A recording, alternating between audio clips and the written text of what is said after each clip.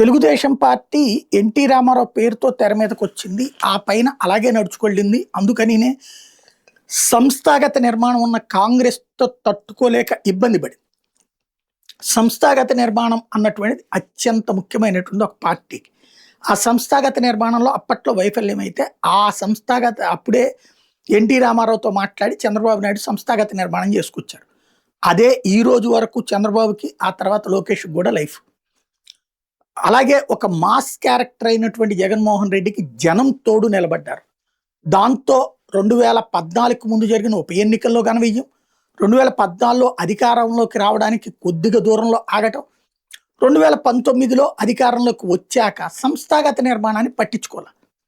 దాని పర్యవసానమే ఇప్పుడు 11 సీట్లకు పరిమితం కావడం. రెండవది, నాయకుడి కమ్యూనికేషన్ జనం దగ్గర, ఆ కార్యకర్త దగ్గరికి వెళ్ళదు, కార్యకర్త కమ్యూనికేషన్ నాయకుడి దగ్గరికి వెళ్ళదు.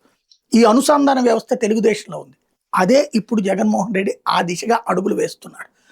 ఒకటి, స్థానిక ఎన్నికల్లో ఎక్కడా కూడా ఏకగ్రీవం కావడానికి వీల్లేదు, ఖచ్చితంగా పోటీ చేయాలి, లేకపోతే తీవ్రంగా ఉంటుందనే హెచ్చరికలతో పాటుగా ఆగస్టు 15 నుంచి గ్రామాల్లో పార్టీ సమావేశాలు పెట్టి 4 నెలల పాటు కోఆర్డినేటర్లు గ్రామ వార్డు పర్యటన చేసి అక్కడే కమిటీలను అనౌన్స్ చేసి, అలాగే కార్డులు కూడా పంపిణీ చేయబోతున్నారు, ఐడెంటిటీ కార్డులు కూడా.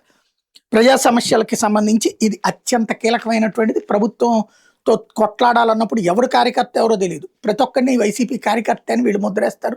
షేక్ హ్యాండ్ ఇచ్చిన వాళ్ళందరినీ కూడా. కార్యకర్త వేరు, సింపథైజర్ వేరు. ఇప్పుడు ఆ గ్యాప్ తెలవబోతుంది. సేమ్ టైం అంటే ప్రభుత్వ అధినేత కమ్యూనికేషన్ కార్యకర్త కమ్యూనికేషన్ అధినేతకి రావడానికి ఇప్పుడు వాళ్ళు పెట్టుకున్నటువంటి జగన్ 2.1 కనెక్ట్ కూడా ఉపయోగపడుతుంది.